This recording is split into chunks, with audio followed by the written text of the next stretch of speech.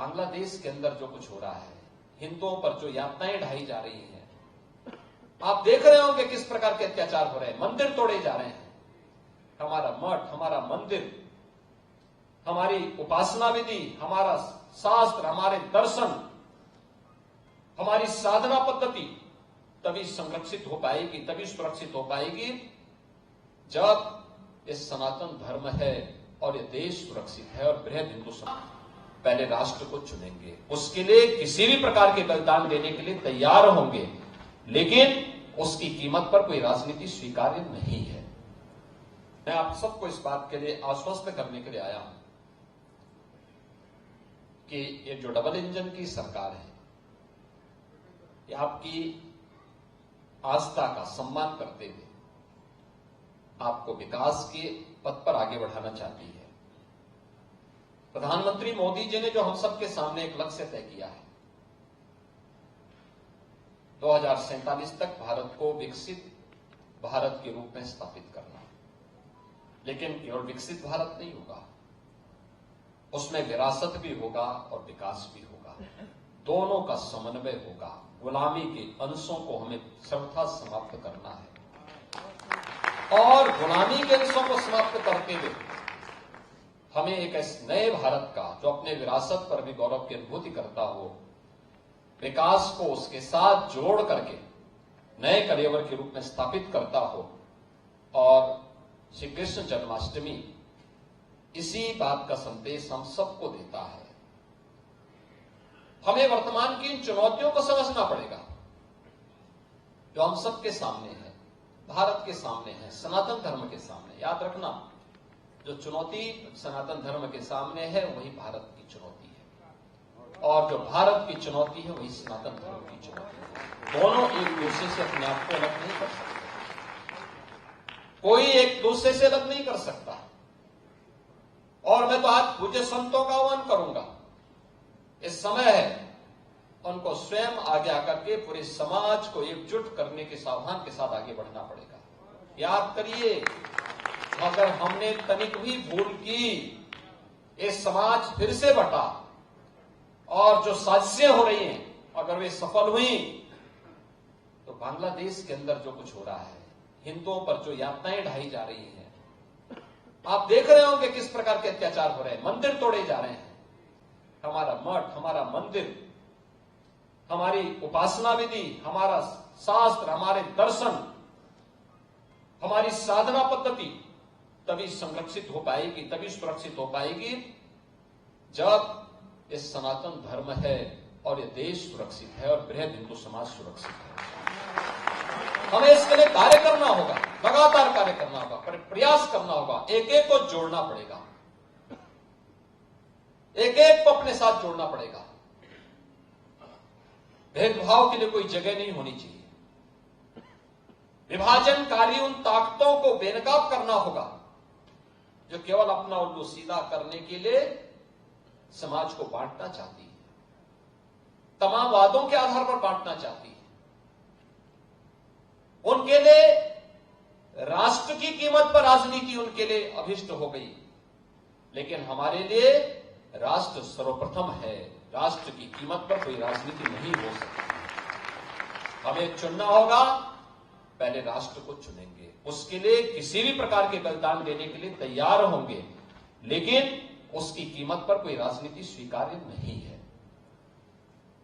लेकिन आज जिस प्रकार के दृश्य दिखाई दे रहे हैं, जिस प्रकार की बातें हो रही हैं, जिस प्रकार की चीजें चल रही हैं, आपने देखा होगा इन सब के मुंह बंद है बांग्लादेश की घटना पर। कोई बोलना नहीं चाहता क्योंकि उन्हें भय है, अगर वो बोलेंगे तो उनके वोट बैंक खिसकते हुए दिखाई देंगे।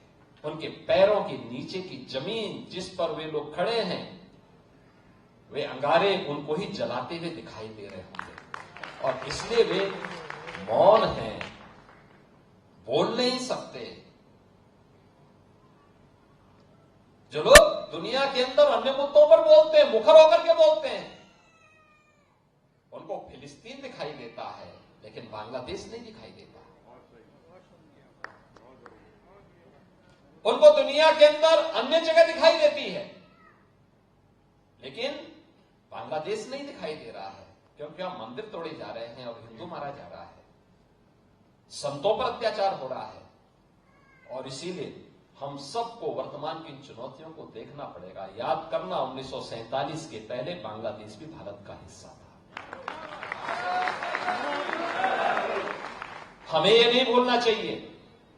और 1971 में बांग्लादेश को बचाने में हमारे सैनिकों ने भी बलिदान दिया था। हजारों सैनिकों ने बलिदान दिया था। पाकिस्तान को मुंह की खानी पड़ी थी। पाकिस्तान के 95,000 से अधिक सैनिकों को भारत के बहादुर जवानों के सामने समर्पण करना पड़ा था। और विश्व के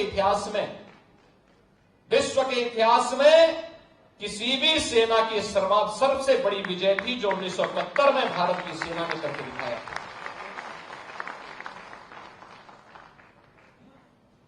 इसलिए हम सबको वर्तमान में अपने आप को उसके लिए तैयार करना होगा, देखना होगा। यह देश रहना चाहिए, सनातन धर्म हर हाल में रहना चाहिए, हमारी विरासत का हर हाल में संरक्षण होना चाहिए।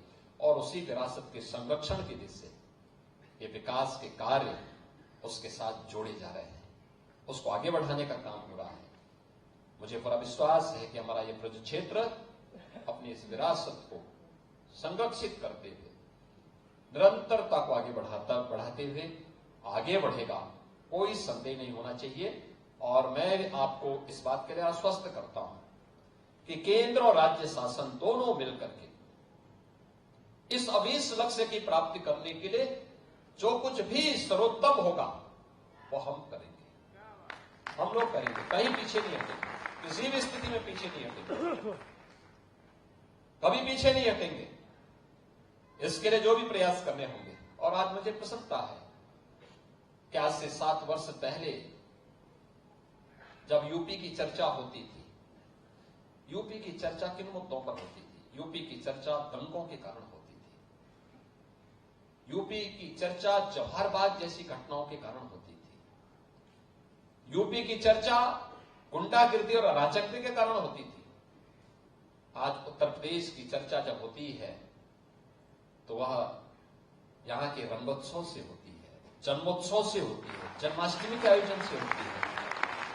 अयोध्या धाम में 500 वर्षों की 505 सदी की इंतजार को समाप्त करते हुए अयोध्या में रामलला के पुनः विराजमान होने को लेकर के होती है, काशी की कायाकल्प को लेकर के होती है, वैष्णो कुंभ को लेकर के होती है, प्रयागराज कुंभ को लेकर के होती है। तीर्थ धामों के विकास के लिए जो कुछ किया जा रहा है वह उस रूप में होती है। और विकास के रूप में भी आज उत्तर प्रदेश की चर्चा होती है। आज लोगों को लगता है कि हां, अब उत्तर प्रदेश प्रश्न प्रदेश नहीं है, आज उत्तर प्रदेश अनलिमिटेड पोटेंशियल का प्रदेश बन चुका है। उत्तर प्रदेश वह सब कुछ करने की सामर्थ्य रखता है जो देश चाहता है। और भारत को $5 ट्रिलियन की इकोनॉमी बनाने में जिस उत्तर प्रदेश को पहले विकास का बैरियर माना जाता था, आज उत्तर प्रदेश अपनी विरासत और विकास का बेहतरीन समन्वय के माध्यम से भारत के विकास का ग्रोथ इंजन बन करके तेजी के साथ उसमें योगदान देने के लिए अपने आप को तैयार कर रहा है। और ये विकास की योजनाओं का जो आज लोकार्पण और शिलान्यास हो रहा है,